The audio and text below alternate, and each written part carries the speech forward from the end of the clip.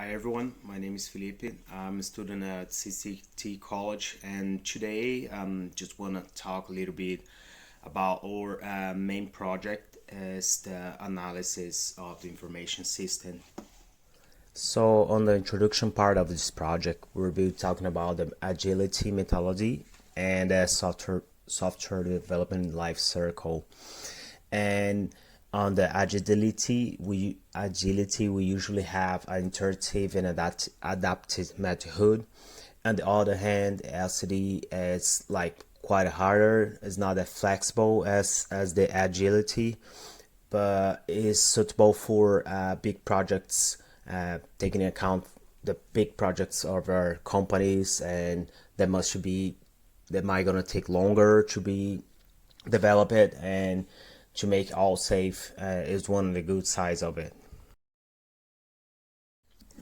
And also, it's very important to be mentioned the evolution of the development methodologies that we're just mentioned right now, and that involves basically the efficiency, the quality, and how that software gonna be adapted.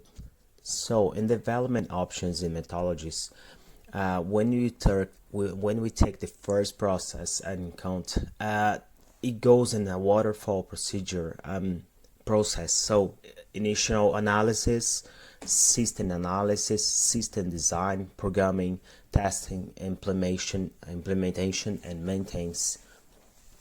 So in a short brief, I would say that starts like taking account how much the project will cost, and if is that possible, if we does have software enough to develop that project.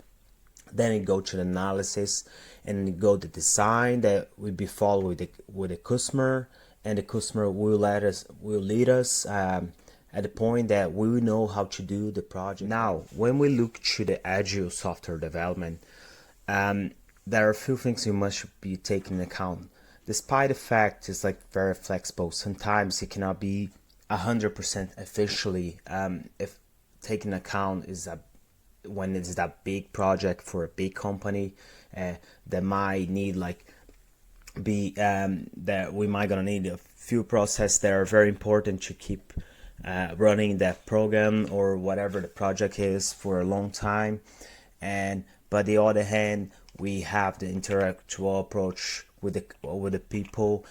We have more of the collaborations availability, so more ideas are coming, and the flexibility, or that means we can change the project at any time, or we keep during the development of the project, we can change whatever we need, whatever the customer wants for any reason or any moment.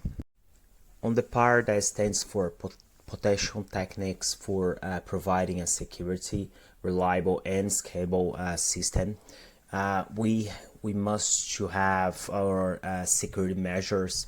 That means access restrictions, compliance frameworks, and encryptions that might gonna make sure our customers are safe during the project, and at the end of the project, as soon they have all data with us, we got once again the potential techniques for providing a security and reliable and scalable system. Our security measures stands for access restrictions, compliance frameworks, encrypted, regular security audits, and vulnerables assignment are crucial. That stands for both of the occasions. So that stands for the agile process and for the development life cycle. On this part of our project, that stands for potential legal and ethical issues. We might have a few concerns. So our legal concerns is that intellectual property rights, compliance and data privacy, that stands for GDPR and CCPA, and accessibility and standards that also must be included on there are also the ethical considerations. So ethical use of the technology and algorithms, continuous assessments, and integration of the ethical principles, and collaboration between the legal and development teams. So that means we must keep the maintenance of our project to make sure, for example, if the algorithm is being racist or not taking into account any issue with the customer. And the last but not the least, we must take into account which one of the procedure is going to be the best for the company, if it's going to be the software development life cycle or if it's going to be the agile procedure. Both of them, they're good options. It depends on the occasion. So that's it. Thank you for all.